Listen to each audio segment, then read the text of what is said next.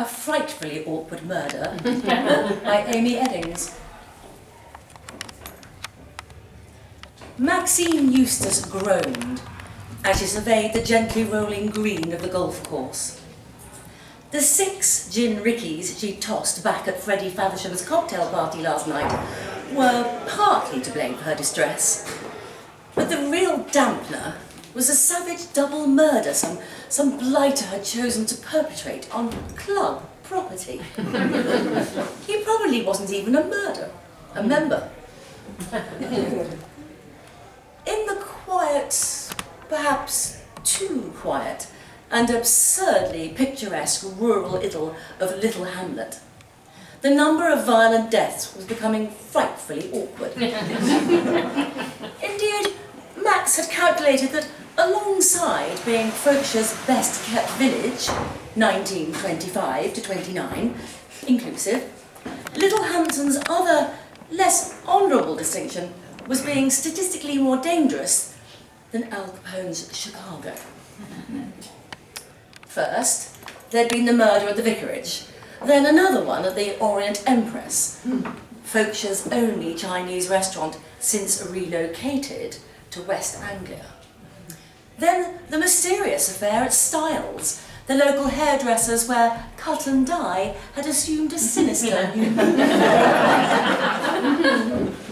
Finally, after the anatomically unlikely and extremely messy case of the library in the body, Sergeant Smith of the Folkshire Constabulary had both taken umbrage and early retirement, muttering that if a bunch of toffs want to keep bumping each other off, they could solve it their bloody selves at their bloody cocktail parties. This left the plucky girl-sleuth duo of Max and her bosom chums, Susan Mitchell, as the village's first and only recourse in case of crime. Jolly good fun, naturally, but a tad inconvenient for a debutante in her first social season. The verdant links were brisk and bright, with the delights of a fine August morning, one of which was decidedly not a pair of blood-stained corpses lying in a sand trap. Mitch, who discovered them during early morning putting practice, looked ghastly pale in her Argyle pullover and knickerbockers. Mitch considered skirts too girly and liable to interfere with play, though not, perhaps, as much as the fact that both her potential partners in the forthcoming Folkshire Mixed Pairs golf tournament had now been brutally slaughtered. Rather put me off my stroke, Mitch confessed. Been dead about 8 hours, I'd say. A sparkle of excitement teased Max's spine as her keen gaze swept the crime scene. The Sampson twins, brawny blonde chaps in full golfing attire, sprawled, motionless and pale on the sand of the hazard. Between them lay several cigarette ends. The ash smears on their clothes showed they'd been standing and smoking, and a blood-stained 9-iron club. The murder weapon wasn't hard to pinpoint. "We'll take fingerprints!" Max gasped, thrilled by her own brilliance. "That'll solve it. We'll be home in time for tea." Mitch shook her head. "Sergeant Smith took the fingerprint kit when he retired, remember?" Max's pearl-smooth forehead knitted in charming perplexity. Yes, awfully unsporting of him. He never even let us have a go with it. Wouldn't know the first thing to do, honestly. Well, what about the owner of the club? Sure to be the murderer." Mitch cleared her throat sheepishly. "That's the bother of the thing. You see, the 9-iron happens to be mine. Forgot it on the course last night. Oops." Max stared at her. Mitch was certainly aggressive on the green, but bludgeoning one's fellow players to death was decidedly not cricket, or even golf. rather a rum go, she said, helplessly. I don't suppose you might have accidentally murdered them in a homicidal frenzy or something? Mitch looked almost apologetic. The Sampson boys were dreadful bores, but I was in the clubhouse all evening, full alibi. Besides, now they're gone, I'll probably have to partner up with Freddie Faversham, who's got a much higher handicap and wandering hands. Maxine shuddered. Bad enough to risk losing the tournament without being indecently propositioned in the rough. Well, at least you're cleared, she sighed. Max's papa, Sir Eustace, was local justice of the peace, and her best friend's arrest for murder would have made for some strained family dinners. But it had to be somebody familiar with the links, a local, certainly a golfer, Mitch mused. This sand trap is the deepest and remotest on the course. If you wanted to murder a fellow without being seen or heard, this is where you'd do it. And anyone not wearing golfing clobber would stand out a mile. So our killer had to have the gear. Max considered the possibilities. The mixed pairs was always hotly contested, and Mitch, along with one or other of the Sampson twins, as of last night it hadn't been settled which, was the clear favourite this year. Several villagers had placed large wagers on the Mitchell-Sampson team winning, including Papa, who normally didn't approve Mitch's tomboy tendencies, but set principle aside when being on a dead cert. Oh, could it be a sporting rival? Max breathed. Let's look for footprints. Jolly good idea, said Mitch heartily, and they skirted the edges of the bunker, examining the sand, which was firm and smooth after last night's rain, excellent for taking impressions. Unfortunately, there proved to be no footprints in the surface except the twins' own. Someone had either covered their traces in a highly professional manner, or had managed to murder the young men from the edge of the trap. Bother, said Max, sinking into the grass. It would stain her stockings, but her gin Ricky hangover was resurfacing and she was too despondent to care. Mitch pulled a hip flask from her jacket pocket, took a deep draught and handed it to Max. Hair of the dog?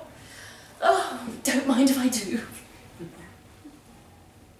Absolutely not, declared Sir Eustace, crashing his fist on the breakfast table in what Max considered an overly theatrical gesture. She jumped, as did her coffee and the contents of the toast rack. Papa was always so fearfully booming. Anyone would think he was at the Folkshire Assizes, sentencing someone for sheep rustling or whatever crimes the country folk committed for japes. But Papa, we simply have to I forbid it. But the mixed pairs is tomorrow, Max pleaded. She widened her Wedgwood blue eyes and twisted a lock of marcelled blonde hair around her finger in the most winsome way.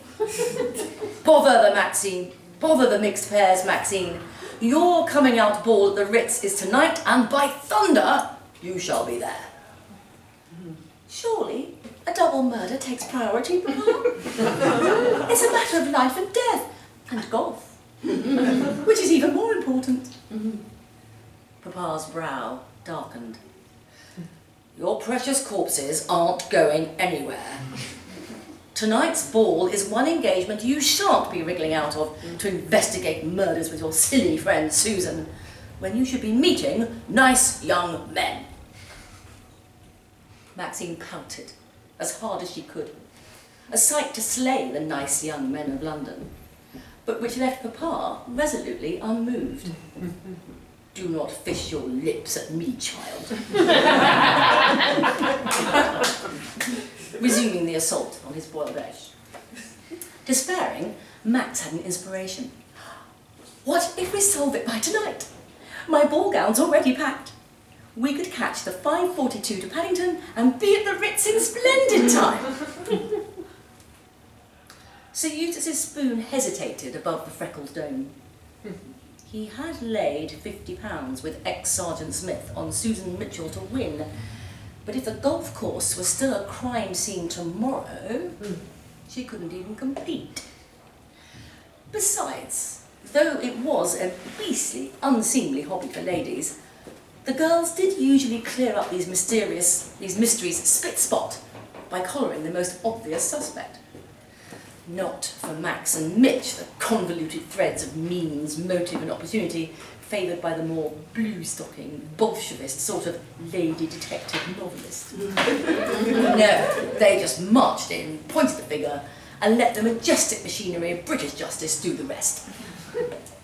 Oh, very well, he muttered, before being knocked half off his chair by his daughter's impulsive embrace. Oh, thank you, Papa, we shan't let you down. By luncheon, Littlehamlet was abuzz with scandal and rumour, as Max and Mitch spent the next few hours in a delicious flurry of suspect interviews, witness statements, and drawing up a list of obvious suspects.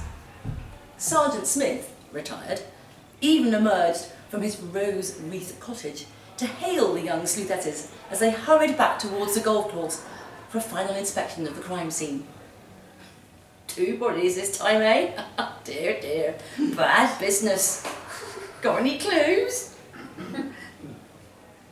Plenty, thank you, said Max stiffly. It was all very well for him. He hadn't got a ball to go to. Not that he'd helped much, even when he had been the officer in charge. Ex-Sergeant Smith puffed judiciously on the pipe eternally fixed in his mouth. The ash was exactly the same shade of grey as his hedgerow of a moustache. Well, if you girls need any help, just ask. Jolly good of you, Mitch grunted. We'll be perfectly all right. Smith only nodded, blue smoke leading smugly from his lips. Not so easy as it looks, eh, ladies? Whistling a carefree tune, he turned and ambled back indoors, narrowly avoiding adding one more body to the list of recent Folkshire homicides. By 5, the chauffeur had brought up the Bentley, and Papa was waiting for them in the clubhouse. Meanwhile, back at the sand trap, Max and Mitch had narrowed their suspect list down to one name. The trouble was, it was the wrong one. It can't be Freddie Faversham, Max protested. It must, Mitch smoothed her bob. He was on the links yesterday evening, and he desperately wanted to win the tournament. But the Sampson twins stood in the way of the best possible female partner, me. So he had to murder them both. They must have been having a play-off for the right to partner me last night, but he disturbed them and did them both in. Max shook her head obstinately. Mitch, it isn't he. Why not? Everyone knows Freddie is a cad, rogue, bounder, blackguard, rotter, scoundrel and knave. Worse, I've seen him kicking his ball out from behind a tree on this very hole. A more suspicious suspect never breathed. But he's not the murderer. Why not? Max threw up her hands. Because I was at his cocktail party last night from 8. He was meant to be playing golf, but his opponent never turned up. So he telephoned around and asked all the bright young things back to his for gin rickeys. Damn good time we had too, until the next morning. Mitch's sharp brown eyes narrowed. What if it wasn't Freddie? Who'd want to throw suspicion on him? Anyone who doesn't like cocktail parties and rowdiness? Max mused. And who'd want me and the Sampsons to be knocked out of the tournament? Mitch wondered. Anyone who'd bet against you? And who'd want both of us to look stupid? Max's lips parted, then closed. Oh, I don't know. I thought people rather liked us. Mitch laughed shortly.